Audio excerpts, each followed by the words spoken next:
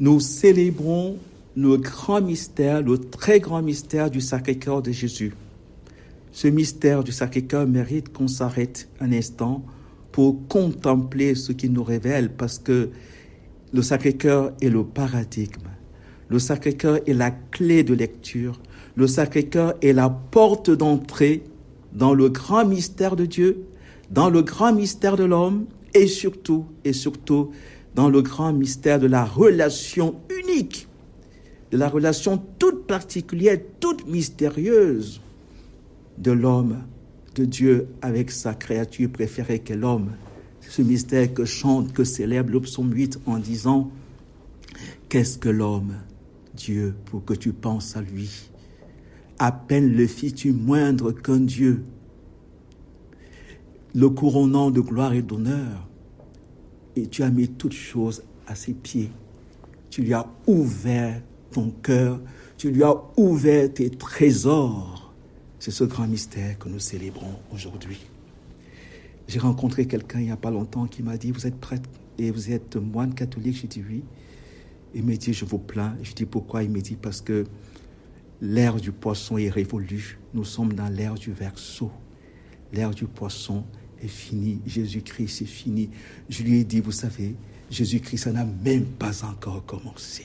Tellement c'est beau. Jésus-Christ est le même hier, aujourd'hui, toujours. » Mais je vais vous dire ça, la vérité, mon cher ami, c'est que on accepte la foi ou on la refuse pour des raisons philosophiques. Je vous comprends, il y a deux philosophies. Il y a la philosophie du devenir, qu'on appelle finalement la phénoménologie, qui est la philosophie de la vie, et il y a la philosophie de l'être en tant qu'être, ce que Dieu lui-même révèle à Moïse en disant « Je suis qui je suis », au-delà du devenir, au-delà des changements d'air. Encore que, quand on dit verso, je vous rappelle que le grec, verso vient du grec hydrikos, qui signifie simplement verser de l'eau. Or, écoutez ce que dit l'évangile d'aujourd'hui. L'un des soldats de Salon lui perça le côté et il en sortit aussitôt du sang et de l'eau. Il versa de l'eau. Donc, même si vous regardez du point de vue des airs, poisson, verseau, vous allez rencontrer finalement le Christ. Pourquoi ? Parce qu'il est le chemin, la vérité, la vie. Pourquoi ? Parce que par lui, tout a été fait. Pourquoi ? Parce qu'il est l'alpha et l'oméga. Et parce qu'il nous a révélé qu'au fait, le plus important, finalement, c'est la contemplation de la vérité. Et qu'est-ce que la vérité ? C'est l'adéquation de l'intelligence à ce qui est. Vous voyez, si nous confondons le devenir et l'être, nous allons nous attacher au changement d'air. Nous allons nous attacher finalement à la mode. Nous allons nous attacher à ce qui passe. Or, ce qui tombe en premier lieu dans l'intelligence, c'est l'être. C'est pour ça que Jésus ne cesse de rappeler, vous connaîtrez la vérité. La vérité vous rendra libre. La vérité, la splendeur du réel. Le réel dans toute sa splendeur, ça ne peut pas être le fait de changements. Les changements sont accidentels. Par contre, dit Platon, l'ousia, la déesse qui demeure seule dans la maison de Dieu, au-delà des changements des époques. Oui, Saint Thomas d'Aquin dit quelque chose de très très beau, qui doit être le point de départ de tous ceux qui cherchent la vérité, de tous ceux qui aiment la vérité, et finalement qui aiment Dieu qui est la vérité et non une valeur, de ceux qui regardent les choses du point de vue de l'être, de ce que sont les choses, et non du point de vue du changement et du devenir. Saint Thomas d'Aquin dit que la philosophie, c'est la science qui étudie toutes les modalités de l'être, y compris Dieu, modalité de l'être. C'est très beau. Nous ne savons pas, parce que même les airs, si jamais les airs changeaient, les airs eux-mêmes seraient des modalités de l'être. Donc, pour entrer dans l'intelligibilité de tout ça, il faut revenir à celui qui est et qui est la vérité, et qui aujourd'hui nous ouvre donc les trésors de son cœur. Le Sacré-Cœur de Jésus nous rappelle que Dieu n'agit que par coup de foudre. Tout ce que Dieu fait, Dieu le fait par coup de foudre. Saint Paul, qui l'a compris, va jusqu'à dire « Oui, Seigneur, ton amour est folie. Oui, il n'y a pas d'amour sans un grain de folie, et Dieu est fou. de sa petite créature, qu'est-ce qu'il fait? Il lui ouvre son cœur, il lui ouvre ses trésors. Peut-on aujourd'hui célébrer convenablement le mystère du Sacré-Cœur en oubliant qu'il y a eu Spinoza? Est-ce qu'on peut se contenter de dire simplement que le cœur est le siège des émotions, des sentiments? Spinoza nous dit non. Il ne faudrait pas donner à Dieu, attribuer à Dieu des sentiments humains, des sentiments d'un cœur. Un cœur qui change de sentiments tantôt en colère, tantôt dans la joie, tantôt dans la tristesse, tantôt dans la vengeance, dans la guerre. Spinoza dit non. Alors, qu'est-ce que c'est que célébrer le Sacré-Cœur dans la lumière de Spinoza, qui dit que non, Dieu ne peut pas, il faut éviter l'anthropomorphisme. Ne prêtons pas à Dieu des sentiments humains. Alors, oui, Spinoza, sauf que pour s'en sortir, lui-même a fini par s'enfermer dans la philosophie du devenir, dans la philosophie de la nature, de la physis. Il dit lui-même, c'est sa formule, Deus sive natura, Dieu ou la physis. Non, Spinoza, la physis, c'est le principe du changement. Oh, si tu refuses le changement dans le cœur, dans les sentiments en Dieu, il faudrait également refuser la physis, le changement dans l'être divin. Dieu est ego sum non mutor. Donc, il ne s'agit pas de la philosophie de la nature. Il s'agit, pour entrer dans le mystère de Dieu, de la philosophie de l'être. Comment célébrer le Sacré-Cœur de Jésus quand il y a eu Kant, qui dans la critique de la raison pure nie à l'intelligence la capacité de s'élever jusqu'à contempler l'être premier partant de ce qui est, être capable de s'élever jusqu'à contempler celui qui est et qui est la source de tout ce qui est. Kant, malheureusement, a peut-être confondu l'expérience, le fait d'affirmer l'expérience des expériences, le fait d'affirmer que quelque chose est. Vous savez que quand l'intelligence connaît le réel, elle affirme dans l'ordre que ceci est, et après, elle se demande comment cela est, et enfin, elle affirme ce que cela est. Mon cher Kant, oui, pour célébrer le Sacré-Cœur, nous sommes obligés de te dire que il s'agit, pour entrer dans ce mystère, de regarder, comme disait Thomas d'Aquin, toutes les modalités de l'être, y compris Dieu. On ne peut pas célébrer convenablement le Sacré-Cœur sans se souvenir de sans visiter ou revisiter l'anthropologie biblique qui nous rappelle que le cœur, c'est la personne. Jésus, parlant aux disciples d'Emmaüs, dit « Ô cœur sans intelligence ». Le cœur désigne la personne tout entière. Le cœur est le lieu où la vérité et l'amour se rencontrent.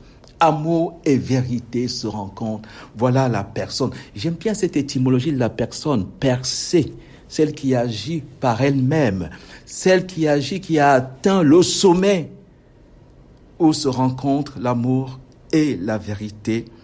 Et cette rencontre n'est-elle pas le cœur, finalement, le secret de la personne en Dieu?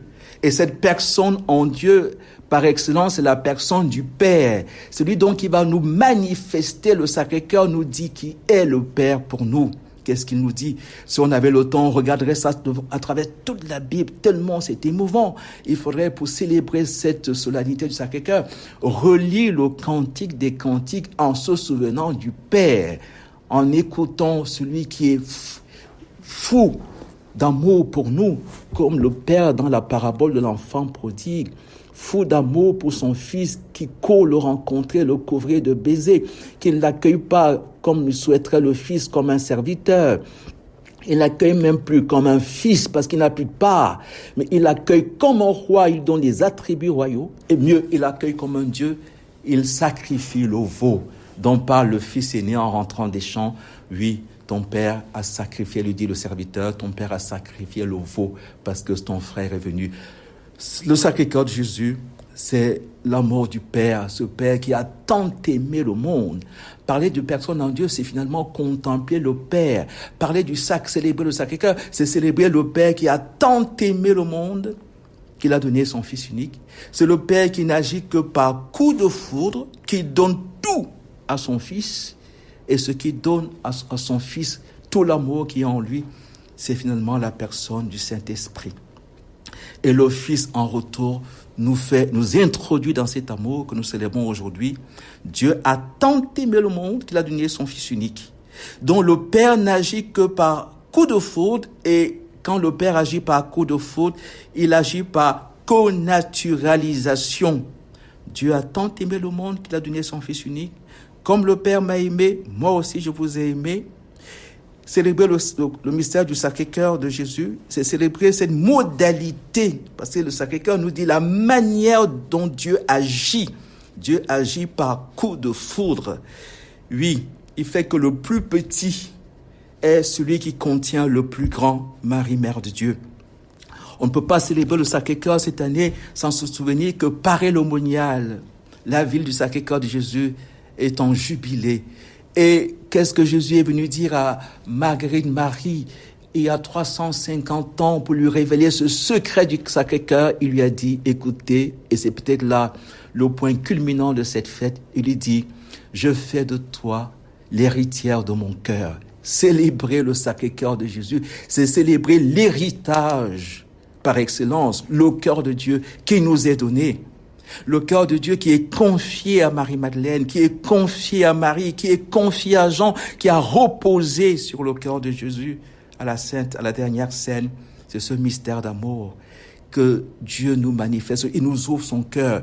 Il faut savoir que pour entrer pleinement dans ce mystère, ce que dit l'évangile d'aujourd'hui, il faut remonter à la préfiguration de ce qui nous est dit aujourd'hui. Ce coup de lance qui ouvre le cœur, c'est que lors de la création de l'homme, du chef-d'œuvre de Dieu, Dieu a ouvert le cœur de l'homme pour sortir à notre chef-d'œuvre. Tout comme on voit le soldat ouvrir le cœur de Jésus ici, Dieu a ouvert le cœur du premier Adam et il a sorti le secret, Ève.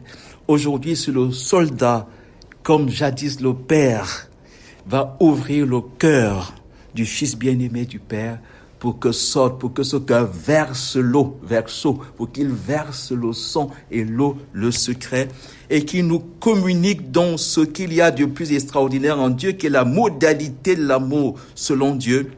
C'est que Jésus-Christ préfère notre vie divine à sa vie humaine. Pour nous les hommes et pour notre salut, il s'est anéanti. Le plus grand se fait le plus petit, pour que le plus petit soit fait plus grand, peut-être même plus grand que le plus grand. Si quelqu'un croit à moi, il fera les mêmes œuvres que moi, il en fera même de plus grandes. Nous sommes dans une modalité de l'amour, au-delà du sentiment, au-delà des émotions, au-delà de la mystique gélatineuse, comme diraient certains. Nous célébrons peut-être ce qu'il y a de plus divin en Dieu, la manière unique dont Dieu nous aime. Cette manière unique, c'est le fait que le plus grand se donne pour être le plus petit, pour que le plus petit contienne le plus grand. Nous devons dire simplement aujourd'hui, Jésus, doux et humble de cœur, rends mon cœur semblable au tien.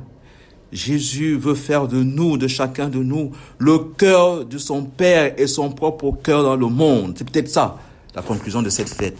Devenir le cœur du Père et le cœur du Fils dans le monde. Autrement dit, devenir le Saint-Esprit. C'est ce que la petite Thérèse avait compris. Un grand théologien dit que chaque fois que Thérèse de Lisieux parle de l'amour et parle du Saint-Esprit, elle qui a dit « Au cœur de l'Église, ma mère, je serai l'amour ». Autrement dit, je serai le Saint-Esprit. Ben oui, Dieu va jusque-là.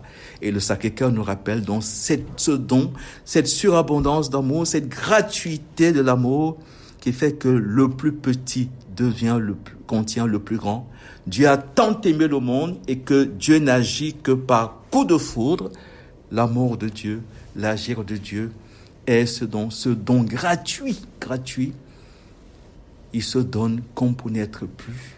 Parler comme la petite Thérèse, il en profite pour se donner. Le Sacré-Cœur est la manifestation de l'amour unique, de l'amour propre au mystère trinitaire, qui est le don gratuit. Le don gratuit qui nous divinise, qui nous connaturalise et qui fait que nous devenions l'écrin dépositaire, nous devenons les trésoriers du cœur de Jésus, nous devenons les héritiers du cœur de Jésus. Amen.